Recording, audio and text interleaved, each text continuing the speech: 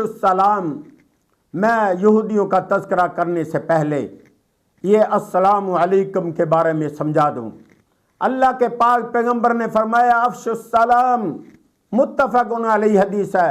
अस्सलामु अलैकुम को आम करो, क्योंकि अस्सलामु अलैकुम मैं समझाना चाहता हूँ, इसी का आगे तज़किरा आने वाला है। ये अभी बात समझ आ जाएगी तो फिर आगे वाली सारी तफसील समझ आएगी। और फिर यहूदी जो ये अल्लाह के पाक पैगंबर को हुक्म हुआ अफ़शुस सलाम, अपनी उम्मत से कहो कि अस्सलामु अलैकुम को आम करो, अस्सलामु अलैकुम को फैलाओ। और ये ऐसा तोहफ़ा अल्लाह ताला ने मुसलमानों को दिया। पहले जितनी कौमें गुजरी, जितने अंबिया गुजरे, ऐसा तोहफ़ा नहीं था। यह अस्सलामु अलैकुम तोहफ़ा है। इसे हदिया कहते हैं, तहिया कहते हैं इसे। और इसका माना तुम पर सलामती हो।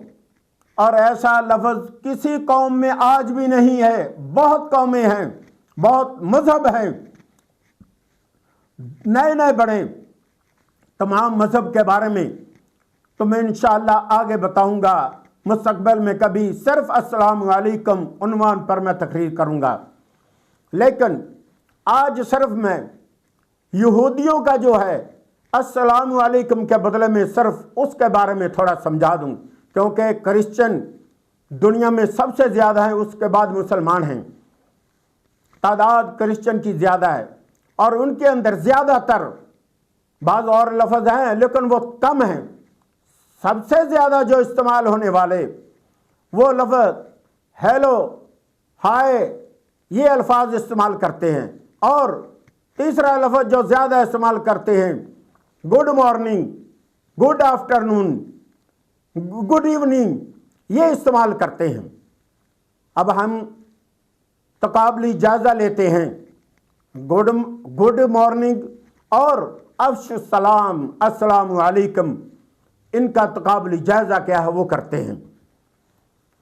यहाँ पे एक सुबह अपने दोस्त के यहाँ उसके घर गया या रिश्तेदार के घर गया, जाकर सुबह का टाइम पे उसे कहा गुड मॉर्निंग। वो कहने लगा मुझे तो हार्ट अटैक हो गया।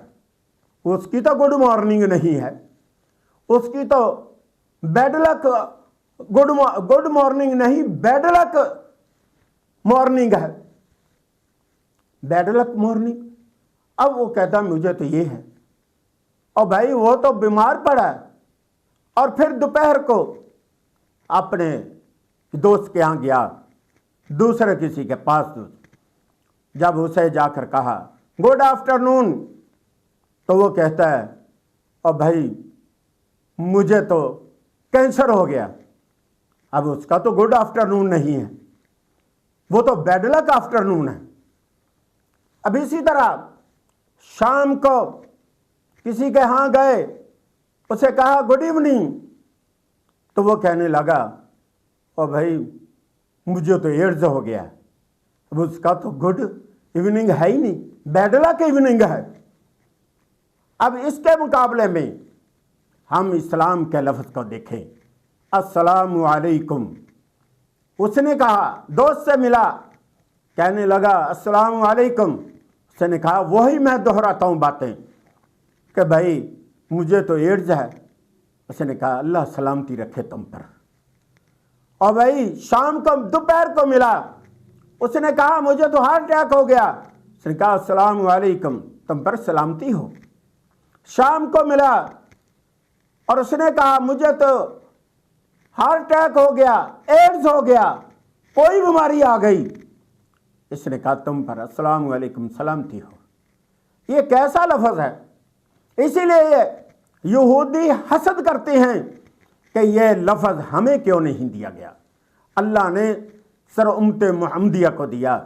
इसलिए हमें कोशिश करनी चाहिए जब भी एक दूसरे से मिले अस्सलामु अलैकुम कहें। क्यों, ये दुआया कलमा है, अल्लाह तुम पर सलामती रखे।